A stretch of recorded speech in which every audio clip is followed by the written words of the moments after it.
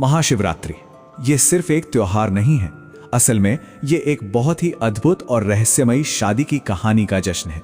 तो चलिए इस कहानी की गहराइयों में उतरते हैं और इसे समझते हैं। जरा सोचिए, ब्रह्मांड के सबसे शक्तिशाली, सबसे ताकतवर वो थे, लेकिन जब उनकी दुल्हन के परिवार ने एक बहुत ही सीधा सा सवाल पूछा तो वो एकदम खामोश हो गए। ऐसा क्यों हुआ भाई? इसी एक सवाल में ना इस पूरी कहानी का सारा रहस्य छुपा हुआ है। ये कहानी ये शुरू होती है एक दिव्य संकल्प से, एक ऐसा दृढ़ निश्चय जो प्रेम, भक्ति और अटूट विश्वास से लबालब भरा था। तो इस कहानी की जो नायिका हैं वो हैं पार्वती, पर्वतराज हिमवान की बेटी, और उनका लक्ष्य बस एक ही था, महान तपस्वी शिव से शादी करना। पर यह कोई आसान काम नहीं था, बिल्कुल भी नहीं। शिव तो गहरी समाधि में लीन थे, दुनिया से उन्हें कोई लेना देना ही नहीं था। तो पार्वती ने क्या किया? उन्होंने सालों साल कठोर तपस्या और भक्ति का रास्ता चुना। अब पार्वती के जबरदस्त समर्पण ने आखिरकार शिव का ध्यान तो खींच लिया, लेकिन उन्होंने पार्वती की भक्ति की एक आखिरी और शायद सबसे कठिन परीक्षा लेने का फैसला किया। शिव ने एक ब्राह्मण का भेष बनाया और पहुंच गए पार्वती के पास, और उन्होंने पार्वती की पसंद पर ही सवाल उठा दिया। कहने लगे, भला एक ऐसे तपस्वी से क्यों शादी करना चाहती हो जो बेघर है, जिसके पास कुछ भी नहीं है, एक ऐसा इंसान जो दुनिया को पूरी तरह से नकार चुका है। पार्वती का जवाब उनके इरादे जितना ही पक्का था। उन्होंने कहा, मैंने उन्हें उनके अंदर के गुणों के लिए चुना है, उनकी तपस्या, उनकी आध्यात्मिक शक्ति, उनका जो असल स्वरूप है उसके लिए, इस बात के लिए नहीं कि उनके पास क्या है। बस इस एक जवाब ने शिव का दिल हमेशा हमेशा के लिए जीत लिया। और बस फिर क्या था, शुरू हुई तैयारी इतिहास के सबसे अनोखे विवाह की। यह कोई मामूली शादी नहीं थी, ये तो लोकों का मिलन था। देवता, असुर, भूत, प्रेत और कल्पना से भी परे हर जीव इस दिव्य समारोह का गवाह बनने के लिए वहां मौजूद था। अब शाही रिवाजों के मुताबिक समारोह का एक बहुत ही जरूरी हिस्सा था दूल्हा और दुल्हन दोनों के खानदान का परिचय देना, और यह किसी भी राज परिवार के लिए बहुत बड़े गर्व का पल होता है।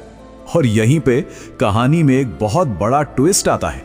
देखिए, एक तरफ तो पार्वती के शानदार खानदान का जिक्र हो रहा है, बड़े धूमधाम से बताया जा रहा है कि वो राजा हिमवान और रानी मेना की बेटी हैं, एक इतने बड़े सम्मानित राजघराने की राजकुमारी, सब कुछ एकदम परफेक्ट।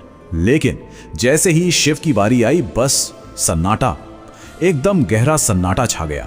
दूल्हा यानी शिव एकदम शांत बैठे रहे, बस शून्य में ताकते हुए।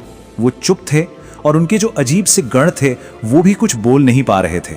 मेहमानों में कानाफूसी शुरू हो गई और पूरे माहौल में एक अजीब सी बेचैनी फैल गई।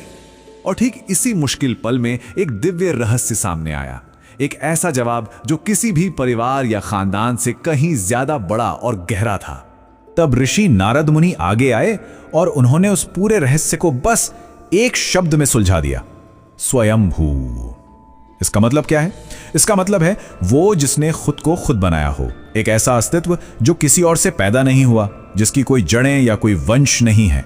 नारद मुनि ने तब समझाया कि देखिए, शिव के कोई माता पिता नहीं है, उनका कोई परिवार नहीं, कोई विरासत नहीं, कोई गोत्र या जाति नहीं है, वो किसी भी परंपरा में बंधे हुए नहीं है।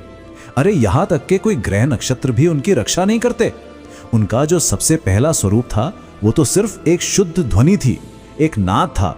वो इन सभी दुनियावी पहचानों से, इन लेबल से बिल्कुल परे हैं। तो ये जो इतनी पुरानी कहानी है, ये आज महाशिवरात्रि के त्योहार से कैसे जुड़ती है? आखिर भक्त इस महान मिलन को आज के दिन याद कैसे करते हैं? तो देखिए, महाशिवरात्रि का जो सबसे मुख्य अनुष्ठान है वो है रुद्राभिषेक। इसमें शिवलिंग का पवित्र अभिषेक किया जाता है। ये शिव के प्रति अपनी श्रद्धा और सम्मान दिखाने का एक बहुत ही सुंदर तरीका है। रुद्राभिषेक में वैसे तो कई चीजें चढ़ाई जाती हैं, लेकिन ये 5 सबसे खास हैं: दूध, घी, शहद, शक्कर और इन चारों को दही के साथ मिलाकर बनाया गया मधुपर्क। ये 5 पवित्र चीजें भक्तों के प्यार और सम्मान का प्रतीक हैं, जो वो इस दिव्य जोड़े को अर्पित करते हैं। अच्छा, आखिर में सवाल ये उठता है कि इस प्राचीन कहानी का हमारे लिए आज क्या मतलब है? ये कहानी असल में सिर्फ एक शादी की नहीं है, ये निराकार और साकार के मिलन की कहानी है। सबसे पहली बात यह हमें सिखाती है कि असली कीमत और सच्चा रिश्ता सामाजिक ओहदे, खानदान और बाहरी पहचान से कहीं कहीं बढ़कर होता है। ये असल में अंदर के गुणों का जश्न है।